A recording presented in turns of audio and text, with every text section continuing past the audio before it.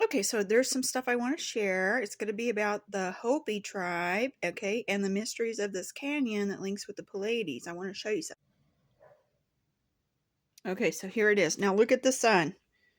Do you see how it does this symbol? There's your hexagon right there and your sun. Okay.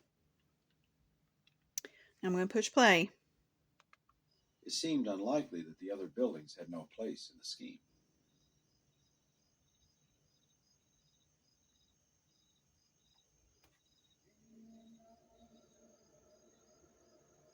There's the moon.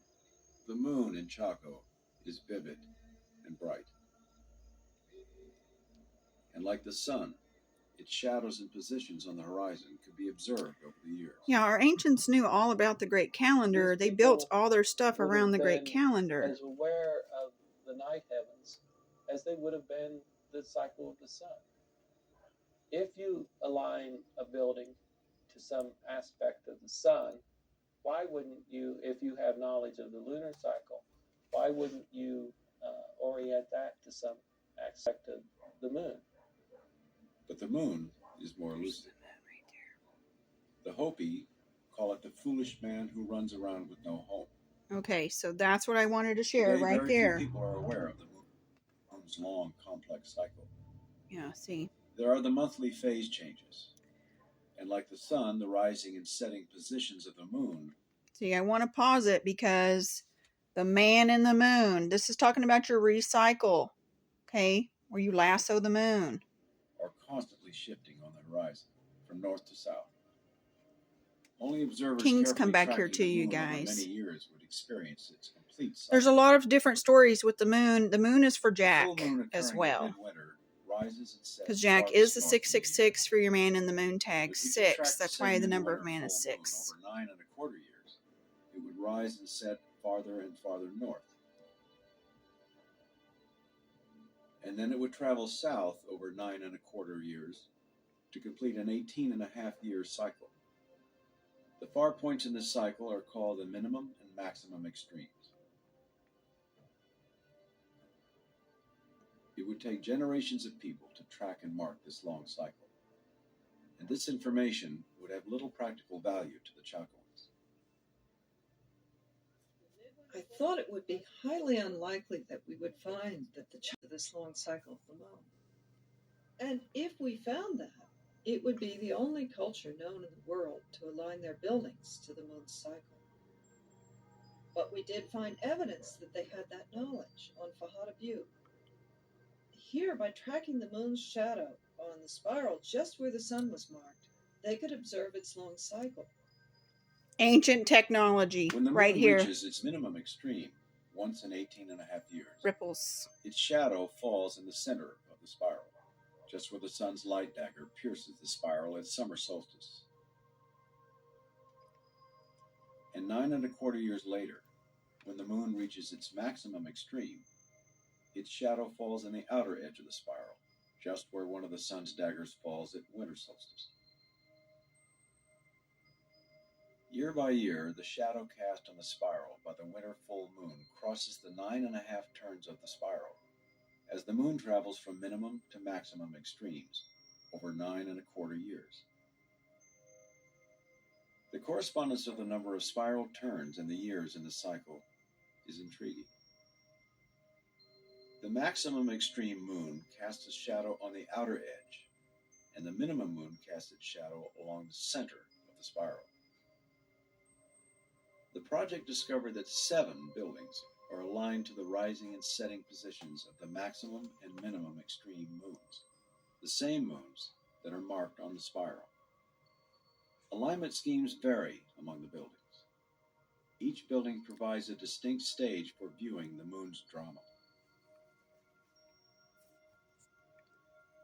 The Chacoans would see the extreme moons rise or set in line with a perpendicular.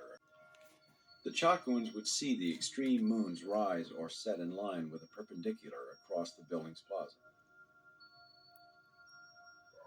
Or they would see the moon rise and set along a building's long back wall.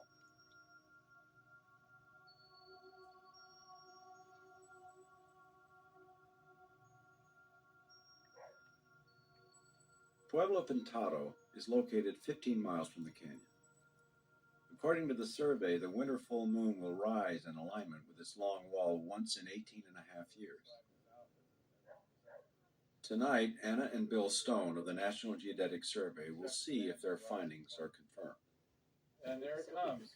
Oh, you do see now. it? It is Oh my quite God, pale. it's rather large. It's very large on the horizon. Wow. Yeah. It is December 1997, the night preceding the full moon that occurs closest to winter solstice, and it is the year when the full moon is at its minimum extreme. The measurements here with the compass do agree to within a fraction of a degree from the survey that was done on the alignment of this wall. But you know, tomorrow night we'll really have a chance to test our data when we're in the canyon, and we'll see the full moon rise from the large buildings.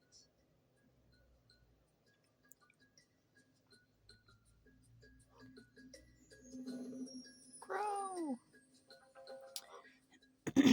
On the following day, Connie Garcia of Acoma Pueblo has come to the canyon to observe the full moon with Anna. About a half hour after the sun sets, we'll see that moon rise right along that wall. Right about here, we'll see it rising up. The team will document the moon's rise with time-lapse photography.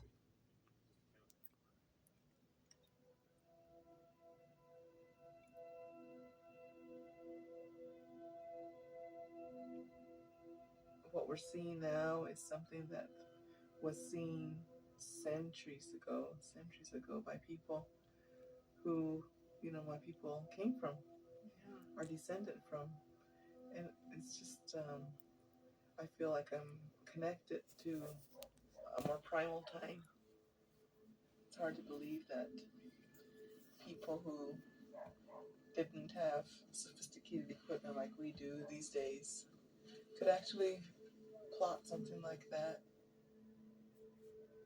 Guys, they didn't have TV. They had lots of Only after stuff to do. generations of study and They were surveying here of on the a moon mission. could the Chacoans align their massive buildings so perfectly to its extreme position. This is their mission right here. And what is even more amazing, and typical of the Chacoans, is that there is a symmetry to it. Proof.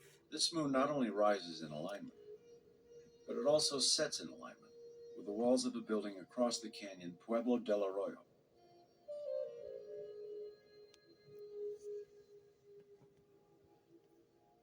Rise in the doorways of Del Arroyo.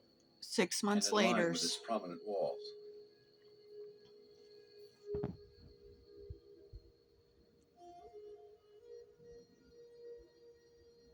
This moon then traverses the canyon floor, now burnished by the summer sun. Just awesome. It fills the plaza of Pueblo Bonito with its light.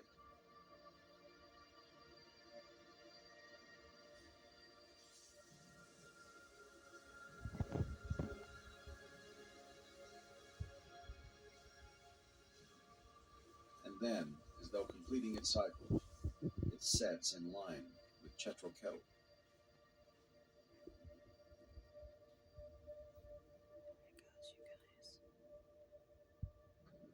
Wow. Sophisticated.